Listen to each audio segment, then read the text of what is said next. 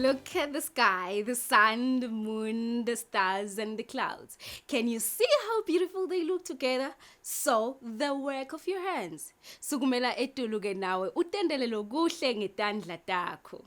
Angubingelele ngiphize kwemukele mbukeli elihlelweni lakho Tandla Nenkhondlo lokubingelela kongufortunate Mabuza. Namuhla elihlelweni ke mbukeli sidabe sinabo sonkondlo bethu kanye nebamfu labenda wona umsebenzi weTandla. Njengoba nathi ke babukeli ukuthi kuleli hlelo leli sibuke bona bosonkondlo bala ekhaya Eswatini kanye nebamfu labenda umsebenzi weTandla bawususa ekuqaleni ngca uze uyofika khona emaphethelweni. Elihlelweni ke mbukeli sitawucala ngayo sonkondlo wethu lokungibusisiwe magongo walapha kalobamba lotazi haye la tinkondlo aphinze asicocele kabanti ukuthi uma sikhuluma ngaye busisuke sikhuluma ngabani. Ngiyethemba mbukeli ukuthi kuningi lotakufunza kubusi kumbe nje nawe kusasa utovuka ukuthi khanze songuye sonkondlo njengoba nami khwale ngidakufunza kuye Busi the poet. Libito lami ngingibusisiwe ngamagongo Sibongo ngihlala enzaweni yakalobamba ngendasi kwaselithini. Busisiwe ke sonkondlo phinze ungumbhaki wemakhekhe and she's a makeup artist. Leko fanele sesengakabi licucuthu leningako but nje in general Busisiwe uyi-artist ungumuntu lothanza i-art and i-creativity yakhe ngiyona imhlukanisa ku the rest of the people. So Busisiwe ukhula ekhaya leSiswati, ukhuliswa ngeSiswati ngema-values esiswati. Ukhuliswa ke ngugogo wakhe from umnyaka lo from 6 months old aze abe ngangalo kangaka namuhla ukhuliswe ngugogo wakhe nababo wakhe babambisene nababo wakhe but wabese uyashona naka neminyaka lengi-10. So impilo yakhe yonke iyatiwa ngugogo wakhe. Yes, uhlala ke ekhaya lelikhulu li extended family, kunabo gogo, kunabo mzala, kunabo babelo omncane, kunabo sisi. Khaya lelikhulu nje an extended family, likhaya lesithembu futhi. Ukhule lapho ke Busisiwe. Ngisatawushumayela ngalobunkondlo. Sengincenga wena Nkhondlo yekhanya. Khanya ugcame kulaba bantu. Kudla nami udlubulunzeke nami nakuleti minyama tihoshe etingcondweni ukhanyise. Thumbeleta nami ekhathe majukujukwini eminjunju etinhlitiyo tabo ubakhanyisele. Ngithungathise bona kulelihlane ubakhanyisele. Vuka Nkondlo yelithemba vuka. Vuselela lithemba kulese baphosela thawula. Bathembise sethembiso lesingenabula ubathembise sethembiso lesingenabucili kepha sethembiso seliqiniso cikilela kungena ungenisise ufike emahlombe ubethule lomthwalo uhalakashele ekhathe etinhlitweni uthukulule lamafindo ngisho kuwe Nkondlo yemphiliso bathathe ubashaye emaphindvo luphiliso lwakho baluve lungena emthanjeni ugadle ngamandla bakuve ukhale etimbanjeni baze bawaphimise lamagama labeme emphinjeni bawasho bavuma bathi nembala buciko bakho Nkondlo busuka ekujuleni. I-poetry ngicala ngisafundza sikolo. Luthambo lwami lwebunkondlo ngaliqala ngisafundza sikolo.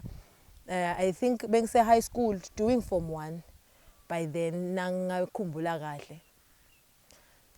Bengingimufuke lothi bhalako ke leti inkondlo but ngokuthi ngibese ngilekha i-confidence kule art yami ukhange ukuthi ngicina ngalokubhala nje sengiyabeka khona lapha but ekuhambeni kwesikhathi ngichubeka lesinye isikhathi nangisengihlangana nalamanye emaphepha etinkondlo lengake ngatibhala before ngibe nekutimangalo ukuthi hawu lokhu kwabhalwa ngimi ngabese ke sengicala ke ukuthatha serious lo bunkondlo bami.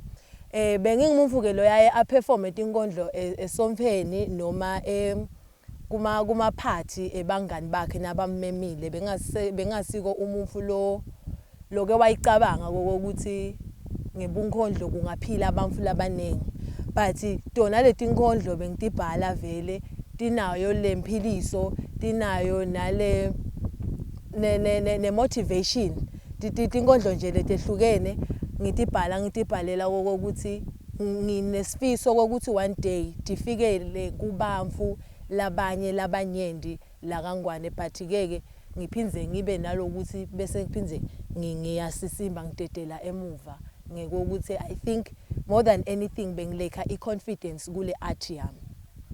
After ngi-attende i-event yenkondlo vuselela ngila ngifike ngagcwaliseke kakhona ngaqinisekelekeka ukuthi vele lizinga lebunkondlo la kaNgwane likhulu lisetulu kakhulu futhi mhlawumbe ngiloko ukuthi bekwentiwa ngiloko ukuthi linengi lebamfu abakuconzi kahle ukuthi bunkondlo buyini newokuthi bunkondlo bungaletha iimpact lengakanani emphini. But after ngi-attended that session ngila ngibone khona ukuthi ke bunkondlo lizinga lakhona likhulu kakhulu futhi lingaya khashani kakhulu. So kucishe kungaba ngiloko lengakusho ngaleli zinga lebunkondlo la even. Ngicabanga ukuthi ke kuze ukuthi ube ngisonkondlo lokahle lokukhulu kunako konke kutethemba uthembe iart yakho and ekuyithembeni kwakho le art uzame ngaso sonke isikhathi kokuthi ube nguwe. Be you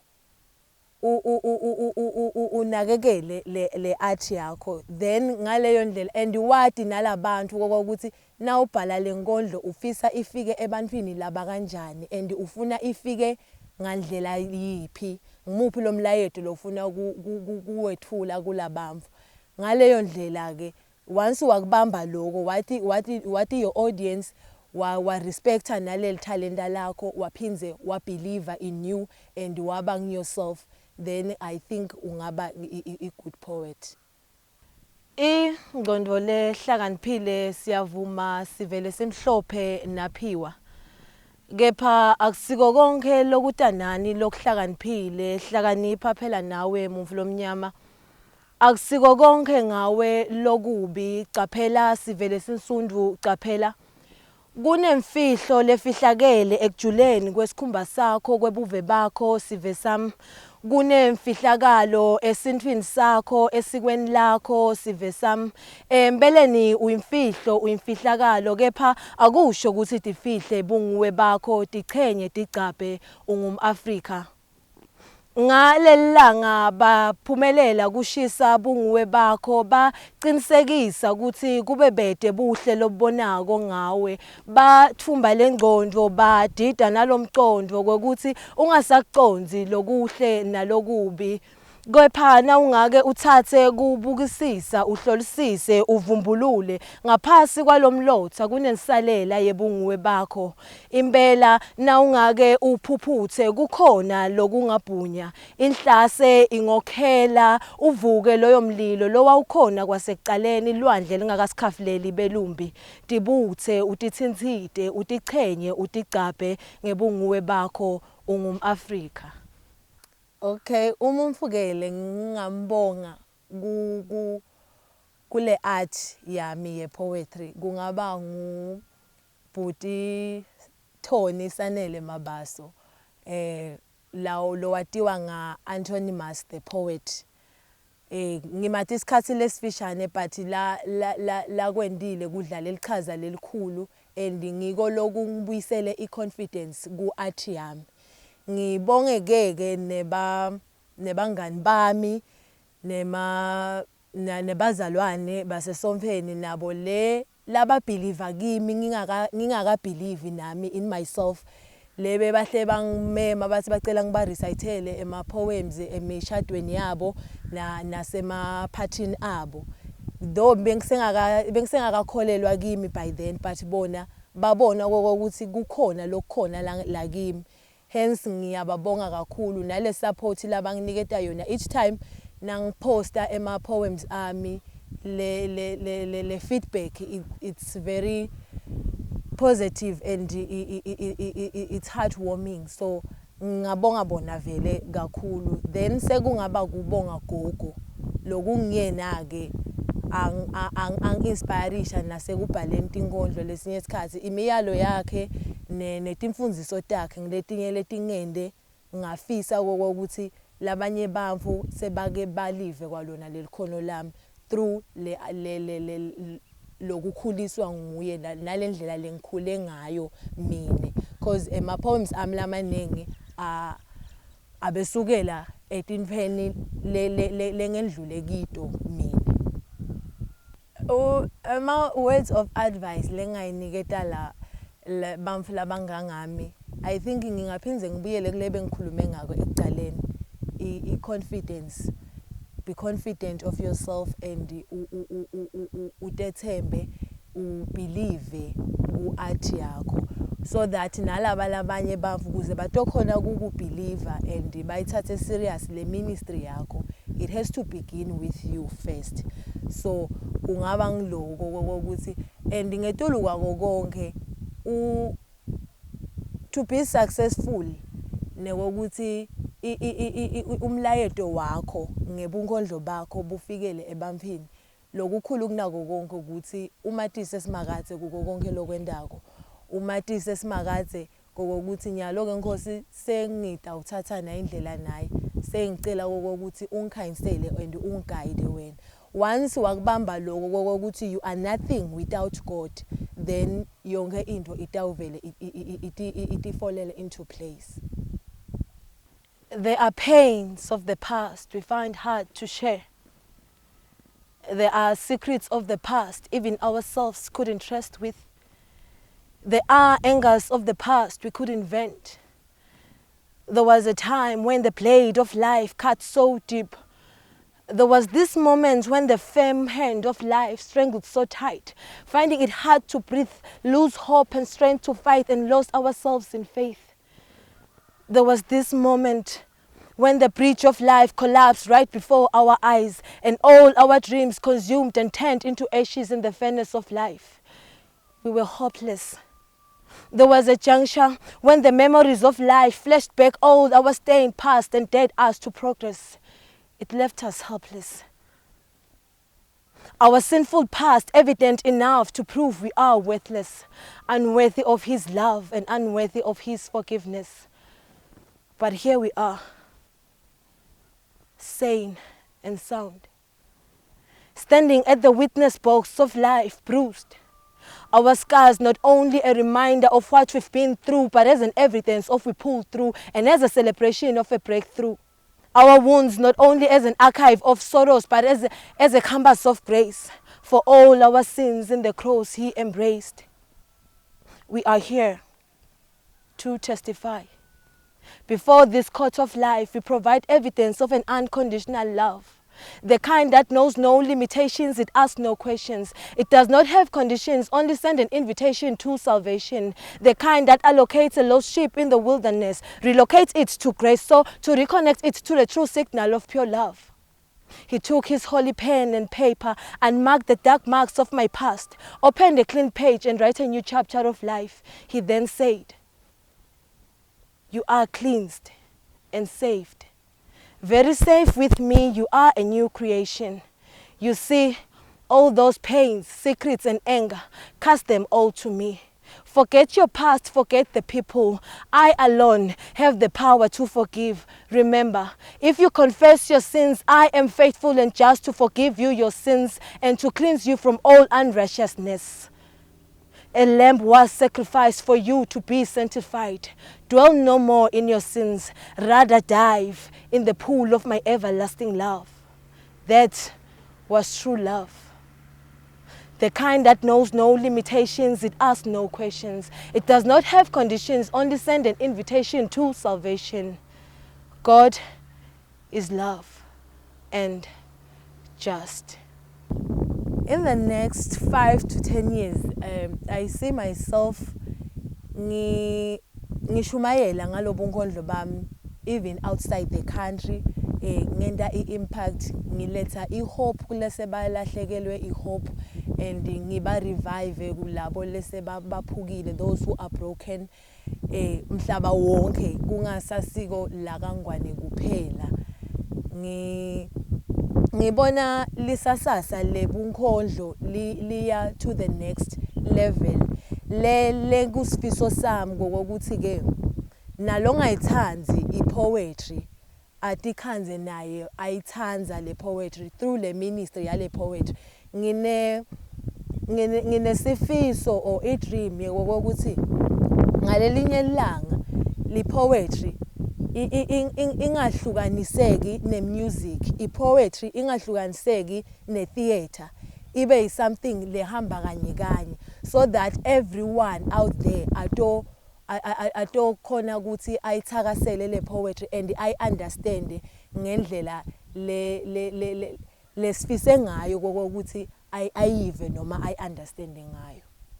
My best moments aba kule response lengibe sengiyithola after I recital le feedback from someone after listening to my recitals and abonge ukuthi uyathi ebusi bese ngilahlekelwe lithemba but nginele kuva inkondlo yakho lengukuthi lithemba labuya and noma ngabe bengiphasi emoyeni ngijabukile but nginele kulalela irecital yakho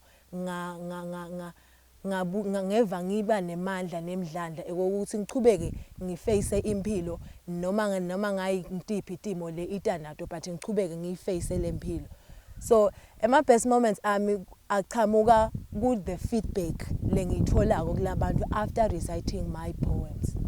Wahaya kwevakala Vusi the poet Mbukeli ngethemba ukuthi kuningi lokufunzile etinkondleni takhe futhi ngethemba ukuthi tinkondlo takhe tende umehluko lomkhulu empilweni yakho Mbukeli. Asiqhubeke nelihlelo kwembukeli lapho sitawuchubeka khona naye umumvu lo sendela umsebenzi weTandla namuhla lo usebenzisa emathayela. Lamathayela ke Mbukeli uyathatha nje lithayela alule bese soyenda ngidazi ngicambe mangambukeli kepha wenda from scratch. Ende umsebenzi lo mangalisako Mbukeli ase simbone ukuthi uwenda njani loyo msebenzi weTandla ngethemba ngembukeli ukuthi kuningi lo takufunza kuye. Ya umsebenzi wami weTandla yenda na umathanga yenda boshibela bo radiator mcumbi nje kwawo nje ukuhambisana nje nelithayela siyaligoba nangenda lo msebenzi wami weTandla ngicalela phasi thayela ngiyalithenga ngiyalimakha dependa ukuthi ngifuna kwendani singisusa phasi konke kuze kuyophela ya kuyadula uyathi vela ukuthi into akuhlali vela ti price yinye ne so but anyway siyazama nje ukuthi siphushe yabona kuyadula but step by step my customer yomsebenzi wethu siyawathola sometimes angisi umsebenzi lo like lo kwamafita kwamathangi uhamba ngesizini yabona yeah so nakuthiwa kuthi mhlambe inala ishayiwe nje no siyathola lokuncane but akusiki lokukhulu ne because vela material ayadura so akufani ne so like bo radiator ne iradiator kuyadula nako but akusivela lo ungaka because senga umthovu senga ithayela uyathi vela na uthenga material uthenga njena material vela le maybe utoceza nje 2 weeks usayisebenzisa yabo so lapho unconywana nje nabo now customer ufika any design lofika nayo wabona siyayigoba asidipendi ukuthi sakha nje lokukhona ne because bantu labanenge because bafika vela nemadesign ngicela wende kanjena lokhu iste kanjena wabona ma measurement yakhe uyabona idesign yakhe sesiyayidesigna vele sayidesign ukukhuthata ngicabanga ukukhuthata lokukhulu nako vela maybe lokwendako ne because khona ngathi ukuthi kumahlanya lokhu nje kwendiwa ne bafika nje sometimes be radiator sibangathi hey ngisuka kaho ngisuka kubangathi ukuthi yabo so maybe nase kukanjena umuntu navula noma umsakazo athi ho umahlanya kana kwendiwa lokho yabona so lokhu kwenda ukuthi ma customer nawo athi ukuthi ukufika lana and then nathi siyachubeka ne yeah umuntu nakhetha ikhaya akusidi because umsebenzi wetanga ngiyacabanga sengiwo lo uhamba imbili nje kancane because kusebenza umlungu kungeko but nawathi nje naku ugoba something akupheli la tandleni uyatendela noma nini nala ukhona khona noma nguphi so lokuhlala akusidi funa nje bantu bakhonisati nje bathinikele ufunze imisebenzi etandla uyabo funa bathinikele kakhulu ile youth kakhulu uyabona ngiyakhona nje ukuphila philisa umndeni bantwana bayafunza yabo kanjalo sesikujwayele ngisho noma uphasi ukuthi ba customer siyathi vela ukuthi leti nyanga leti kude lutho but siyakhona nje ukubamba lesimo yabona sibamba lesimo siphile nje msebenzi na ukujwayele sewuyawathi ukuthi nyalo uhappy na udown so siyazama kufundzela umsebenzi ngasho ukuthi mina ngafundzela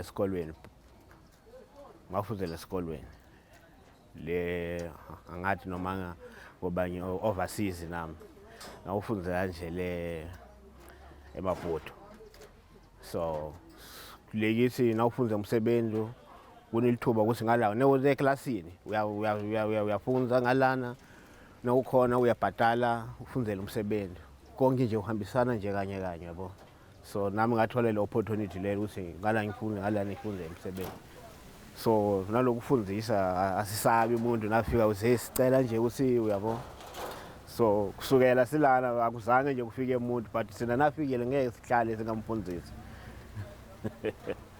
batositakala naye kusasa yabo ya lo uthuthuka ngeke ngisho ukuthi indaba ingakanani because njengoba ngisho ukuthi lo msebenzi wethu uhambisana kakhulu ngesizini sometimes down sometimes usetulu yabona ngoba like nesha inala njena siyakhona khona nje ukudla but so ngeke ngisho kwela ukuthi 5-10 years indaba inganani yabo so kwathi inkulunkulu ukuthi nami kuphi Sihlushwa kiso sikhathi mbukeli kepha ngethemba ukuthi kuningi lokufundzile elihlelweni nanamuhla nawe soda khona kusukumela etulu uthi no man yahlo umsebenzi wami wetandlalo lenkwendako angawuthathela iphansi kepha angukhicide something khona bamvu batakhona ukusupporta nelive la kangwane likubone kanye nemhlaba wonke from me Fortunate Mabuza ngithi nje goodbye and God bless.